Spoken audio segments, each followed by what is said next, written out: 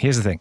People say that your message, yes, important, but hugely counterproductive, because the way you disrupt people's lives, people feel that is emblematic of how their lives will be disrupted on a broader basis.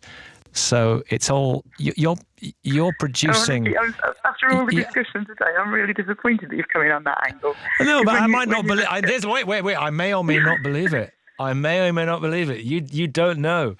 But basically, you're never mind the oil emitters or the carbon dioxide emitters. You're a massive negativity emitter, and that's counterproductive, Gill, isn't it? I think a lot of research has shown that's not true. So can we just move on to the issue, really? When you look at the disruption that's being caused by our continued burning of fossil fuels, and as one of the previous callers said, it's not just the massive events, and it's actually, as someone else said, it's not just climate, it's also biodiversity. But we are losing the stability on which the whole global food systems have evolved.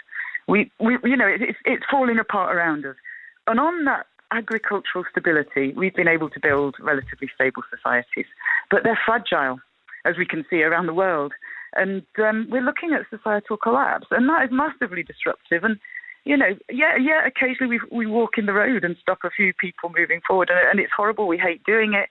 If our politicians over the last decades had faced the challenges that, have long been known, we wouldn't need to do this, because all we want is for a decent political system and politicians to take the action that we all know is necessary. And to do that, we need to get dirty oil money out of politics and out of media. That really has to happen, and that's what we're calling for.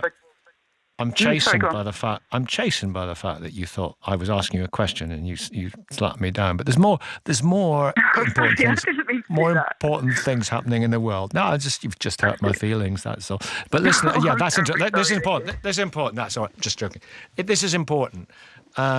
Dirty oil money, as you put it, in politics and in the media. Tell us more about that. Well, I mean, I remember earlier one of your questions was said, why are people sceptical? And it's largely people haven't been told the truth for a long time. It's been quite difficult to get, right back in the 90s, they used to bring on the inappropriately named Global Warming Policy Foundation, led by Nigel Lawson, a real right-wing think tank. That was always put as the balance to scientists. And it's been the case always. It was a shameful chapter in the BBC's current affairs, if I may say so. Absolutely. Well, risking censure. Yeah, absolutely. And 12 years ago, I worked with one of the founders of the Intergovernmental Panel on Climate Change on his autobiography. And at the time, I was shocked then. I had young children at the time. I used to come home to them and ache with what he was telling me. So what we're seeing now is shocking and horrific, but sadly, for anyone who's been really paying attention, it's not at all surprising. And that is terrible. And I don't want, now my kids are grown up, they're sort of around about 20.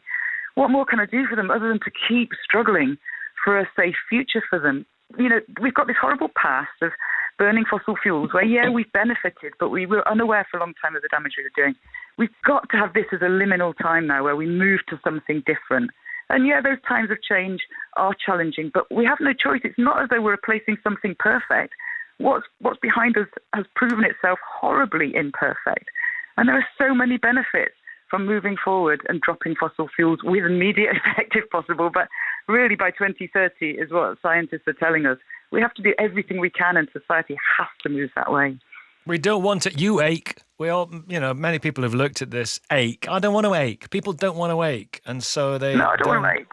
I don't want to ache. Listen, Rod's in Blake.